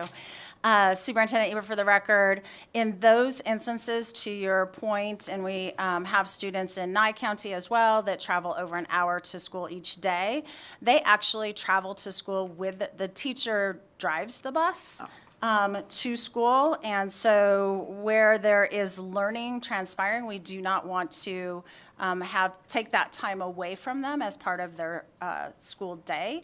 So if they can demonstrate that there is an educator with them, that they have connectivity, all of those pieces, not connectivity in that instance, but that there is time spent when they're being transported, that can count during the school day. Thank you. And a final question, Madam Chair, if you don't mind, on my last section that I have a question on, section 24. There you're adding if you give a written or electronic referral. So is that an option? Can a parent opt in to get electronic referrals versus written referrals? Or if you send an electronic referral, but perhaps that's not seen, it's going to be counted? I'm just clarifying that, because you're adding the option of the written or electronic notice must include, but you don't say that it's mandated that they request electronic transfer. I'm just concerned that you send out electronic information, but nobody sees it. Superintendent Ebert, for the record, for the level at the Department of Education, we wanted to provide the flexibility for our school districts to make that determination of an either or. To your point of, do we know that they receive it electronic? I would also add, sometimes we don't know that they're receiving it written as well unless that communication is made verbally. But we wanted to be able to add the flexibility for the school districts to move in either direction. And I think communities really need to make that determination on what meets the best needs of our children. All right, thank you. Thank you, Madam Chair, for all the questions. You're welcome. Any further questions? With that, I'll have you step back and we'll take public comment. Anyone wishing to speak in favor of AB 54, please come to the front. And you may begin when you're ready. Thank you, Chair Lang and members of the committee. My name is Dr. Brenda Pearson, and I'm here in support of Assembly Bill 54. Accountability matters at all levels of our public education system, and students need to be held accountable too. That starts with them attending school. CCSD reported in 21-22 that 40.6% of their students were chronically absent. Over 2/3 of them are there, but 4 out of 10 are not. And too many kids are falling through the cracks.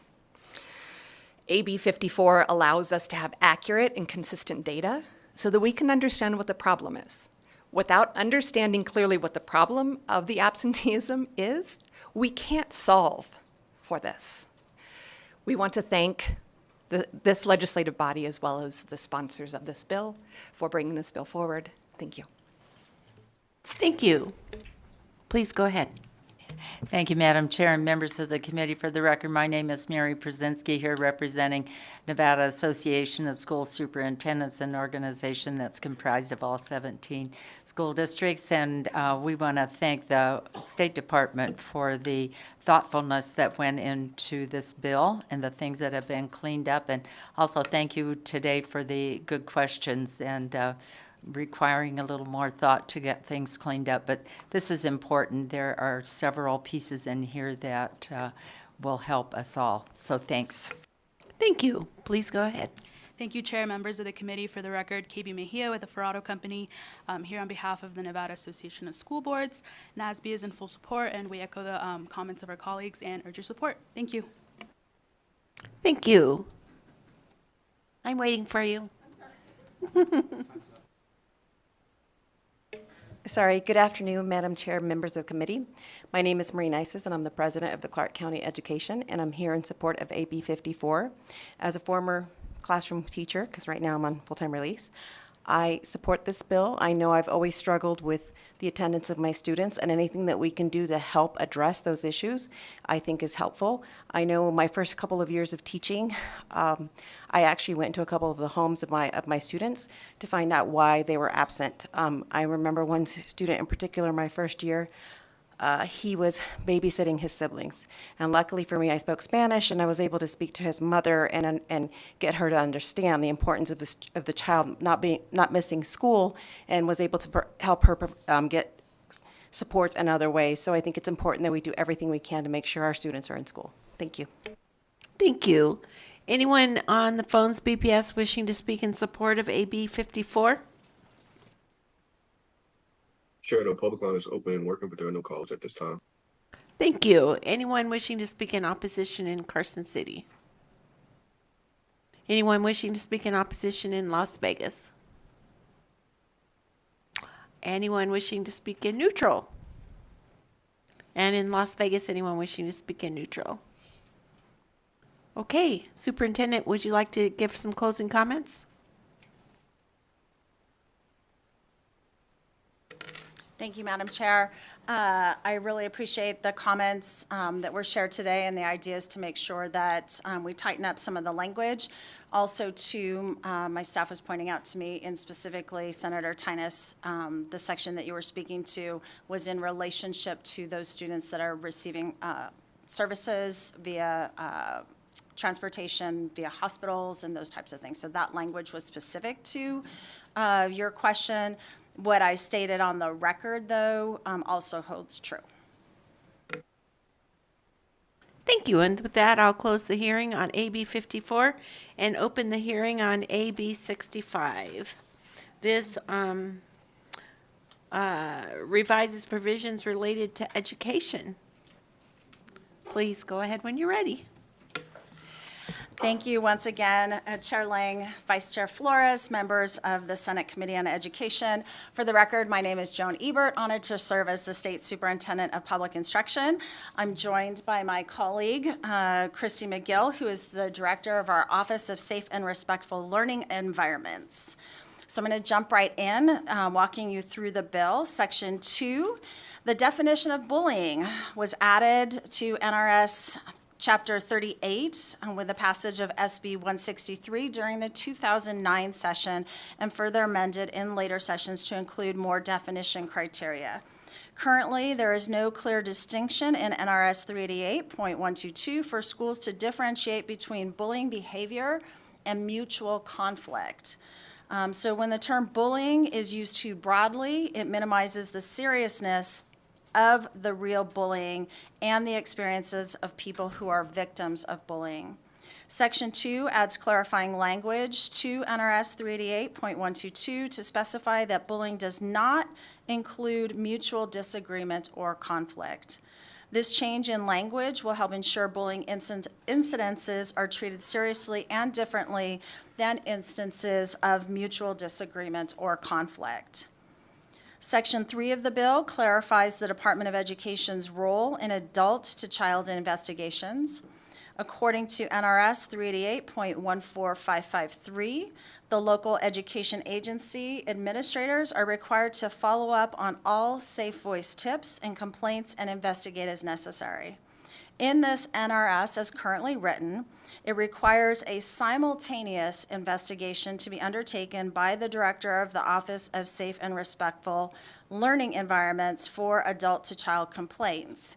And as you can see with the simultaneous piece, the administrator at the school level, as well as the director of, our short name is OSERLI, you can see that at times when the department goes to contact the school district to begin the investigation, they're running parallel and sometimes doing duplicative work.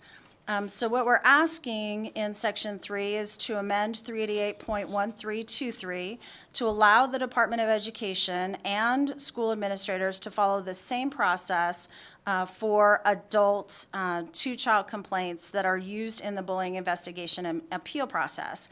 So this change allows the schools and districts to address the issue locally first and then creates a tiered system for adults and child complaints. To ensure clarity, this language does not remove, and we got a lot of questions early on, are you just trying to remove the responsibility of the State Department of Education? And it is not. What we're doing is building in a tiered system to make sure that the investigations are conducted in a timely manner and that we're not stepping on the toes or interfering with work that is happening at the local school district. Section 6 clarifies the timeline for discrimination based on race and bullying investigations. The department has heard from many of our school districts and leaders that the current requirement for the discrimination based on race and bullying investigations make it difficult to conduct a thorough investigation if the bullying report is lengthy or has many students involved as witnesses. So Section 6 extends the amount of time for these investigations to be equal to the amount of time given in a cyberbullying investigation. This extension will help ensure that the school district personnel complete each investigation with fidelity. This change only applies to the interview investigation. Administrators are still required to ensure that all students are safe immediately upon report. This change does not alter the urgency with which an administrator must intervene to ensure the safety of students and staff, and it only allows more time so that the parties involved are offered a complete, thorough, and accurate investigation. Additionally, Section 6 seeks to eliminate the reporting of district bullying data in a separate report to the Department of Education, as written in NRS 388.1531. The district bullying data is currently submitted to a statewide student information system by our local education agencies, and the information is made available to the public via the Nevada report card. And so right now, that's a duplication in reporting. Removing this language requires that the quarterly submission of bullying reports to the Department of Education, also making sure that we decrease the burden on those involved. And all of that information is put into the student information system, so we actually can pull that information up rather quickly, and we don't have to wait to receive those reports. But we do want to wrap up annually in the Nevada report card to make sure that we do have a complete record of the entire year. Section 9 is asking for changes in the authority to approve work-based learning plans from the State Board of Education to the Superintendent of Public Instruction. There's no specific governance requiring the district and charter school plans to go before the State Board of Education. And this change would ensure that the approval processes are efficient and timely and allows the districts to support students in a quicker manner. This suggestion came actually from our CTE directors and our work-based learning coordinators within school districts. Section 12. Section 12 of the bill is regarding the kindergarten start date. So during the 2021 session, SB 102 was passed to ensure that children were 5 years old prior to the first day of school. Completely honor the work that was conducted with Senator Hammond. And as most things, you know, when you do a bill and then you implement, you find some things that come up with implementation. And so having the child currently as written be 5 years on the first day of school, well, 1 year school starts maybe August 15th, and then the next year school starts August 25th, and then the year after that school starts on August 5th. So making sure that we're consistent and giving parents clear indication of the expectation for the state. The recommendation is to move forward with an August 1st start date for all students. I know the work that Senator Hammond did. He had some folks that were even looking to have school start or have the start date be as early as May 1st. And so moving that date, schools traditionally in Nevada right now start in August, used to start in September, it's been moving up, and so that is an alignment with those pieces, and we want clear communication with our families. In addition, Nevada law, as I presented earlier, currently does not require children to attend kindergarten or first grade until they are 7 years old.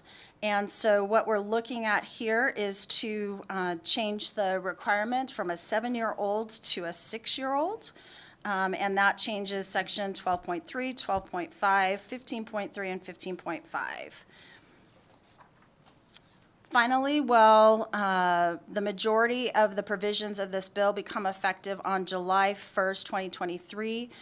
The changes in this age requirement become effective on July 1st, 2024. We've also submitted an amendment for your consideration. We've had a lot of parents, it's May already, hard to believe, contact the Department of Education. They're contacting our school districts saying, is this bill going to move forward? Is the start date going to be August 1st?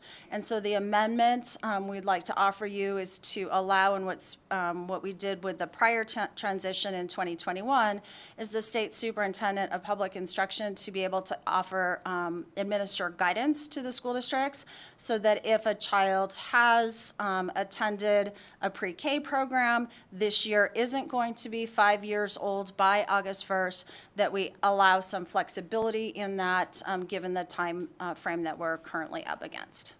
And with that, we stand ready to answer any questions you may have. Thanks so much. Any questions? Senator Neal. That's why I usually look to my right first. So I have questions on section 9, although it's just like it's a simple change from state board to superintendent of public instruction.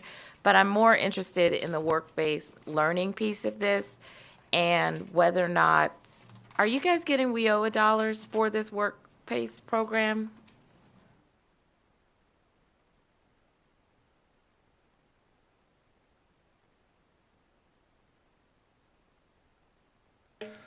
Good afternoon, Interim Deputy Superintendent of Educator Effectiveness and Family Engagement, Craig Suzuki for the record. Through you, Chair, to Senator Neal, thank you very much for the question. The department does not currently utilize any WIOA funds for work-based learning. We utilize Perkins 5 funds. Districts can utilize Perkins 5 funds or their state CTE funds to help support work-based learning. Okay, because I know that there has been a crossover between what the dual enrollment for, I guess, work programs. There's a dual enrollment where you can have a high school student enroll in a program that could be like a learning opportunity at the college.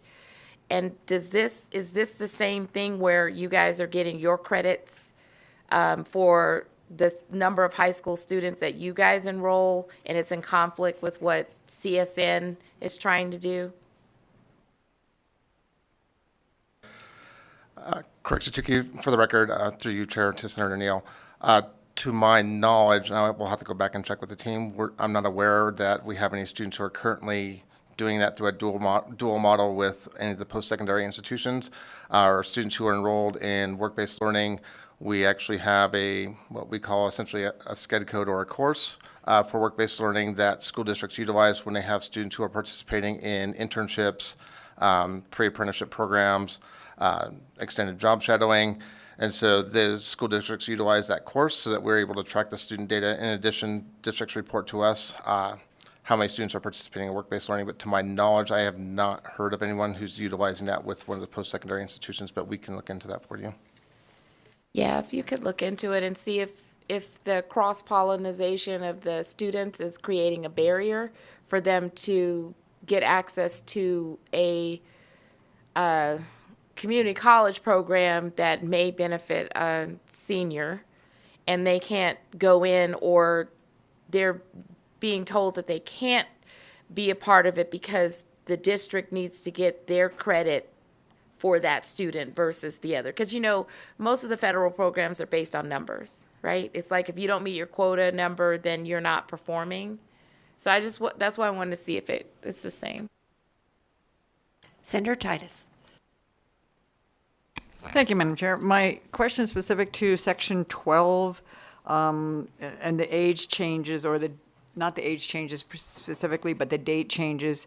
And so under number 2, in its existing language, the child must not be admitted if they aren't 5 years of age in that specific time. I'm wondering, is there a way for a parent to challenge that? Is there a test the child can take? Because children do learn differently. Some kids are advanced and may be ready, but absolutely no, there's no admissions if the child's not 5 by August 1st. Superintendent Ebert, for the record, that is correct. So they would have to do a private, they could teach them at home, but they couldn't go to school. And the question I have on that same section is number 4, where a parent may decide that their child's not ready for school yet. And so when you use a language that they can elect, and again, this is the first time I'm looking at this bill, not the first time in the last couple of days, but I meant the first time in general. So if a child isn't ready, a parent, or they don't feel they can be ready, they can opt out. And how long would they be able to get a waiver to keep the child out of school? Or at one point, do they have to be enrolled? Superintendent Ebert, for the record, as proposed in this bill, currently today it's 7 years old. Okay.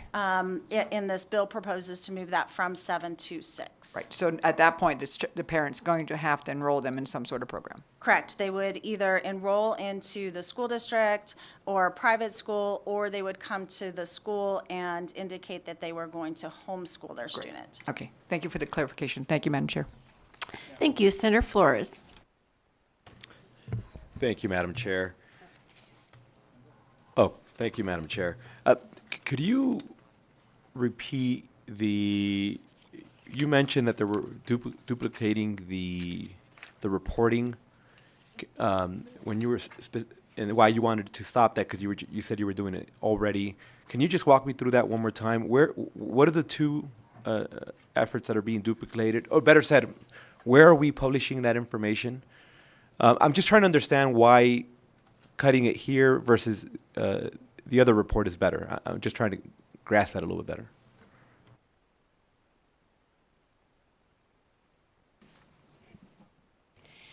Christy McGill, Director of the Office for Safe and Respectful Learning. So the reporting goes into the Infinite Campus Discipline. And also on top of that, the school districts are giving us like a hand count quarterly. So it's a double entry. We started with the hand count quarterly because we weren't putting it into the system. And now that we are entering it into the system, we would like to reduce that duplication. Understood, and I just wanted to understand that better, and I appreciate you breaking that down for me. Madam Chair, if I could just ask on a separate section. Regarding, and this is section, I'm looking at page 4, section 3, and you did a great job of walking us through on why you would like to start at the district versus state. But do we have any data on that? How many folk are utilizing the system? And then if you could just walk me through a hypothetical, are we concerned that somebody who knows that the report is first going to the district versus the state, that there may be a concern? And I don't know, you could better walk me through the hypotheticals, but if I'm concerned that whatever is happening to me or whatever I'm reporting is at the district level, and that I may now be concerned that, well, wait a minute, I kind of wish it would go above that. And you could just walk me through that.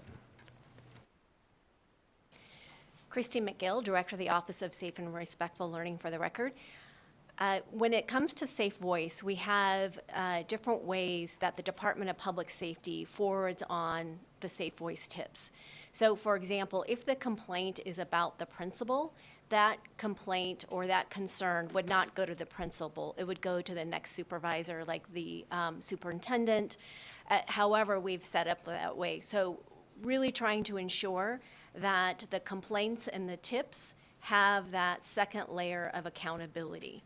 And even though that we would reduce this accountability on the state side, a parent always has the ability to say, the district or the school is not addressing my concern, and immediately put it appeal to the state level so that we would step in then.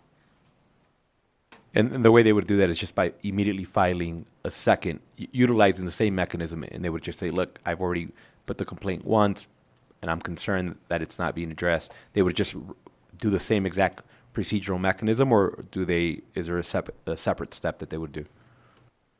Christy McGill, for the record. So they could put in another Safe Voice tip and say this tip is not being addressed. Those tips then come up to us as well. Well, they're all coming up to us, but then it would flag for us to make sure that there was a response.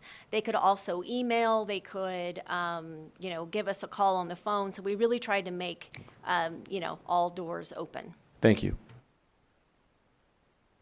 Senator Hammond. Thank you, Madam Chair. I'm actually not going to ask a question about the age, because when I proposed the bill originally, I actually put in a date of, I think, August 7th. So I'm fine with this. I think it's a good idea to have August 1st. And yes, I feel that I think I've had more questions about testing my smart and intelligent child into kindergarten. I found out that a lot of us think that our kids are smarter than everybody else's kids. Mine aren't. I feel bad that I'm dragging everybody else down. So I'm not going to ask about that. I'm wondering about the 7 to 6. That's the hardest part, because that's the one I get a lot of emails on. A lot of people not happy with mandatory age. Could you just kind of describe to me exactly how you have decided to drop the mandatory age from 7 to 6? Superintendent Ebert, for the record. Thank you, Senator Hammond, for the question. When this first came up during discussion, I think your legal counsel is online, and I want to say 1958 was the last time that this section of law has been looked at. And so the question came up, we went out to the two largest school districts to make a determination of how many students are enrolling for the first time as 7-year-olds. The Clark County School District indicated there was about 100 children, and the Washoe County School District indicated there were 9. And so with that data, we made the determination that that number of students was low compared to the number of students. We roughly have 25,000 kindergarten students every year, and so 110, they still was not significant. That being said, parents still have the option that if they want to homeschool their child, they can at 6 years old. They would just need to go to the school building to do so. Thank you. In 1958, that was a long time ago. Oh, that was a good year because I think the Yankees won the World Series that year, if I'm not mistaken. I could be wrong. I think 57 was. I'm messing with this. I think 57 was that. Believe it or not, it was the Milwaukee Braves. 1957. Look it up. See if I'm right. I know people are doing it right now. Thank you. Appreciate the. I'd like to talk to you offline about it some more, but I think I appreciate the data. Okay, any further questions? That's the whole purpose, to be right. Okay, with that, if you'll step back, we'll take public comment. Anyone wishing to speak in support of AB 65?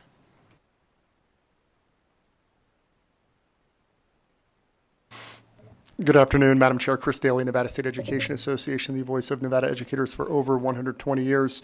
In support of AB 65 in particular, the language just referenced related to 6-year-olds being required to attend school. So Nevada is just one of 13 states with mandatory school start ages over 6 years old.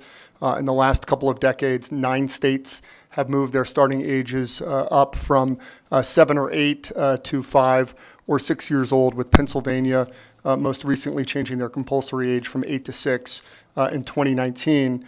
In testimony to lawmakers, then Pennsylvania Education Secretary Pedro Rivera stated, "Research overwhelmingly suggests an early start to formal schooling can improve language and literacy skills, increase student achievement, enhance social and emotional skill development, and reduce the need for mediation in later years." The trend of earlier school starting ages coincides with the better understanding that we hear about frequently in the education committees here in the Nevada Legislature about the importance of education in those earlier years and earlier grades. So we support this bill. Thank you. Thank you. Next, please. Thank you, Madam Chair and members of the committee. For the record, my name is Mary Przenski here representing Nevada Association of School Superintendents, and there are many good changes in this bill, which we appreciate very much, but from a superintendent standpoint, one of the things that they asked happen this session is we get a definite start date for school, whether August 1st was fine, and it's really what Senator Hammond last session in SB 102 tried to do, is have a definite date. That has been a nightmare for schools not having that definite date, so we're really happy to see that, and back to what he was trying to do last session. So thank you. Thank you. Thank you, Madam Chair. And members of the committee, for the record, my name is Marie Nices, and I'm the president of the Clark County Education Association. I'm speaking on behalf of Assembly Bill 65, in support of Assembly Bill 65. CCA knows the importance of early childhood education and supports the revision of the provisions requiring a child to begin attending public school by the age of 6. And then also, as a classroom teacher, I appreciate the clarifying language on bullying. When that first became law, I remember as a school, we came together as a staff to analyze our data, and we quickly realized the majority of our students did not understand the difference between bullying and simple disagreements. And so our counselor had to provide a variety of lessons for conflict resolution. And luckily, most of our bullying incidents were not in fact bullying, so I appreciate that language, and we appreciate the work of NDE in this department, this committee. Thank you. Thank you. Good afternoon, Chairperson Lang and members of the Education Committee. My name is Mary Nakashima Nielsen, and I can provide a card with the spelling. And I'm here today on behalf of the Perkins Company and our client, the Washoe School Principals and Administrators Association. We're in support of AB 65 and specifically the provision that makes uniform the investigations between in-person and online investigations for bullying, makes it uniform under the law. To reiterate Superintendent Ebert, this doesn't delay the immediate action of making sure that students are safe or notifying parents. The statute requires administrators conduct and sign off on investigations, and some schools in Washoe have one administrator, which we call standalone principals. So expanding the timelines ensures more thorough investigations can happen.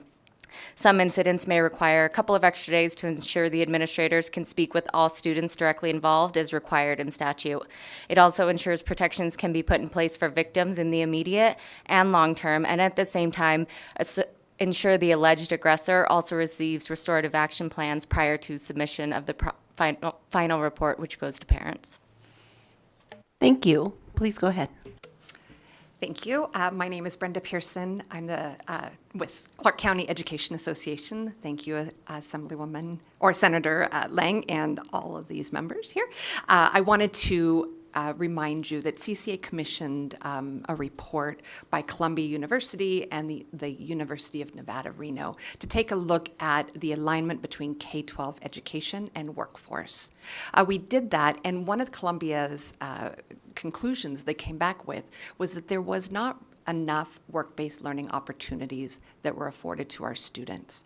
We think that it's really important to ensure that these work-based learning opportunities are available to all students. And so we thank Department of Education for this language change and allowing these opportunities to be streamlined and offered to all students. Thank you very much. Thank you. Anyone in Las Vegas wishing to speak in support of AB 65? Anyone BPS on the telephone lines? To testify in support of AB 65, press star 9 to take your place in the queue.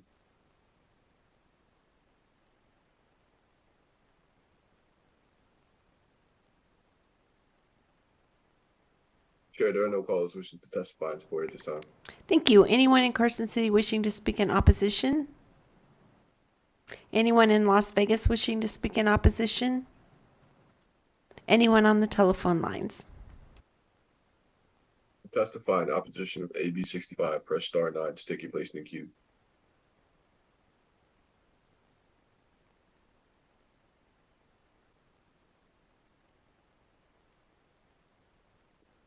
Chair, there are no callers wishing to testify in opposition at this time. Thank you. Anyone wishing to speak in neutral in Carson City or Las Vegas? I see someone in Las Vegas. Please go ahead. Good afternoon, Chair Lang and Senate Education Committee. My name is Annette Dawson Owens, A-N-N-E-T-T-E, Dawson, D-A-W-S-O-N, Owens, O-W-E-N-S. It is my pleasure to serve as a School Readiness Policy Director for the Children's Advocacy Alliance, and I'm here today speaking in neutral on AB 65 due to Section 12 and the change of date for kindergarten enrollment to now be August 1st instead of September 30th. The Children's Advocacy Alliance has heard from families regarding the hardship this places on them, and when they were planning on sending their children to kindergarten this year, and when they've already set up their children for success with 3- and 4-year-old preschools, and many of whom were planning on entering the workforce and are having an economic advantage by not having to pay for another year of care, especially after the strains of the pandemic. But due to having an August 2nd to September 30th birthday, which affects 2 of the 12 months in the coming school year, or possibly 1/6 of our kindergarten families who do not meet the new August 1st birthday deadline, a group of families are affected and no longer have options. Again, many of them had planned to enter back into the workforce. Many now need to figure out what to do with their child or how to repeat another year of pre-K rather than simply being allowed to enroll into kindergarten as planned. A personal circumstance I will share, my oldest child was 5 on September 13th. Luckily, that date was then September 30th because he was so ready. And we had planned not only for him to enter school after 2 wonderful years of 3- and 4-year-old preschool, but also for me to return to the workforce that year. And I was able to teach him in my kindergarten class. He went on to become valedictorian at his high school here and has done very well in his career. I honestly feel like he could have been adversely affected by being held back a year, as well as my family financially. He was so ready and capable, and we had planned according to the deadline that we knew. We at the Children's Advocacy Alliance believe a waiver should be granted for this year only, in effect to cover the period of August 2nd to September 30th birthdays for any children that had previously planned to attend kindergarten this upcoming school year for the 2023 to 2024 designated year, as Superintendent Ebert referenced. We believe a type of hold harmless policy for families due to our adjusting the date changes in order for our students to have access to the high quality education they deserve and for families not to have to weather the financial constraint of paying for another year of pre-kindergarten and or workforce compensation loss.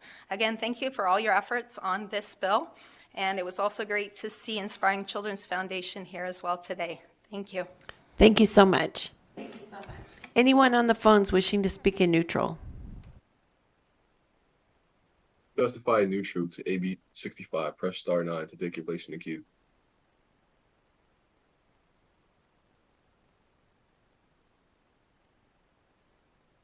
Chair, there are no callers wishing to testify neutral at this time.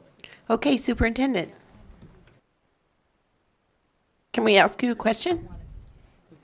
I have a quick question. So in light of what we just heard from the last person that gave public comment, is there a chance that you would be willing to amend to grant a waiver for this 1 year? Or something you might consider or have conversation about? Way to take my question. Way to take my question like that. I can't believe that she did that. She stole my thunder. But I think you already said that, though. You said you were going to put out regulations, right? That said that for anybody who was already in a pre-K program, that you were going to waive it. Superintendent Ebert, for the record, yes, I want to be clear that it would be for those that have participated in a pre-K program. I'm not sure I heard that specifically from the last speaker. I just heard a waiver for that whole entire age. Okay, just so that we're clear to the person that just last testified. So if you had a student that was in a 3- and 4-year-old preschool situation and they are ready to go into kindergarten, but they don't meet the age requirement, they could enter this year if they had been in a preschool this current year. Superintendent Ebert, for the record, I wanted to thank all of you for this afternoon, the presentation. I know we're talking about this bill, but both bills. And then also to recognize that this is a week that we elevate our educators. We do not just elevate them during the week, but we amplify the work that they do throughout the entire school year. So I want to thank all of you for your commitment. I know we have several people on this committee who have been in classrooms and understand what it means to be an educator and to be able to grow the students that are before you. So thank you very much. Okay, with that, we will close the hearing on AB 65 and I'll open it up for public comment. Anyone in Carson City wishing to give public comment? Or anyone in Las Vegas wishing to give public comment? BPS, is there anyone on the phones wishing to give public comment? If you would like to provide public comment, press star 9 to take your place in the queue.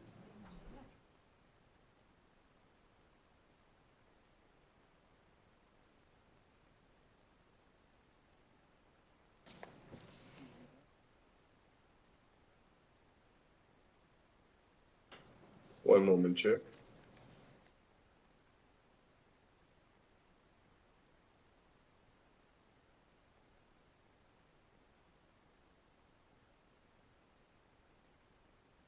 Caller, you're unmuted.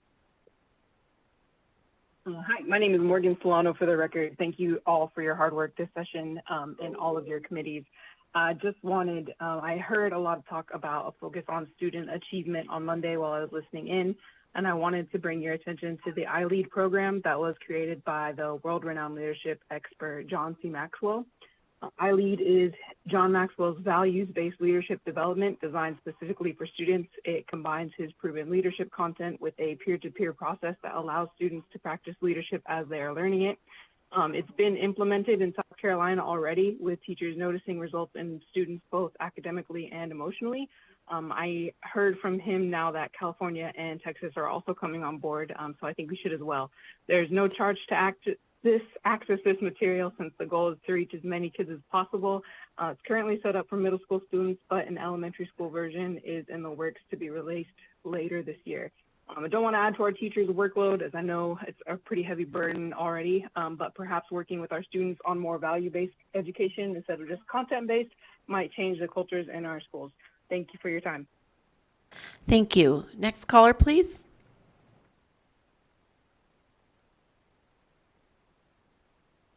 Chair, there are no more callers wishing to testify at this time. Okay, before we adjourn today, we've had a great session so far with members of education. I think this is a great committee. There's a lot of diversity on it, and diversity not only in our backgrounds but our thoughts, and it really makes for a great committee, and I've been privileged to chair it. And I left a little gift for each member of our committee and our committee staff, and I hope you have a great day, and with that, we'll adjourn Senate Education. Let me add, I know it's after, but we are not meeting on Friday.